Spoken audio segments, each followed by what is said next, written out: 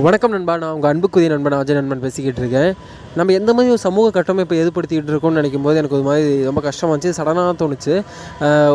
நம்மளோட சக மனிதர்களாக வாழ்ந்துட்டு இருக்கக்கூடிய நம்மளோட நண்பர்கள் நம்மளை நம்ம எதிர்பார்க்காத நேரங்களில் ஒரு ஃபோட்டோ எடுத்துக்காங்க. அந்த ஃபோட்டோ நம்ம முகம் சுளிக்கிற மாதிரி இருந்துச்சு அப்படின்னா அதை இன்னொரு நண்பர்கிட்ட காமிக்கும் போது நமக்கு அது கஷ்டமாகக்கூடிய டெலீட் பண்ணுறோம் அப்படின்னு சொல்லி சண்டை போடுவோம்.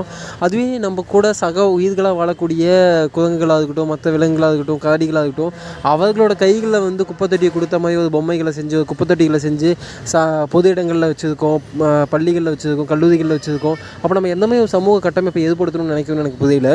நம்ம எந்த மாதிரி மதிச்சுக்கிட்டு இருக்கோம் அப்படிங்கிறது இது நல்ல எடுத்துக்காட்டாக இருக்குது. ஆனால் அந்த பொம்மைகளை பார்த்து நானும் சந்தோஷப்பட்டிருக்கேன். அது குழந்தைகளை ஈர்க்கும் அப்படிங்கிறனாலையா என்னன்னு தெரியல. ஆனால் நானும் பள்ளி பருவத்தில் இருக்கும்போது 6வது 7வது படிச்சுக்கிட்டு இருக்கும்போது இந்த மாதிரி முதல் முறையாக நான் எங்களோட பள்ளிக்கூடத்தில் ஒரு குழந்தைங்களோட கையில் குப்பைத்தொட்டி வைக்கிற மாதிரி ஒரு பொம்மையை வச்சுருந்தாங்க. அது ஒரு பொம்மை செஞ்சு அதில் குப்பைத்தொட்டி வச்சுருந்தாங்க. அதை பார்க்கும்போது நானும் சந்தோஷப்பட்டேன். ஆஹா, குரங்கு குப்பைத்தொட்டி தூக்கிட்டு வருதுடா அப்படின்னு. ஆனால் இப்போ பார்க்கும்போது அதோட கோணம் வேதமாக இருக்குது. அது எந்த மாதிரி ஒரு மனநிலைக்கு அடுத்தடுத்த தலைமுறையில் கொண்டு சேர்க்கும் அப்படிங்கிறது.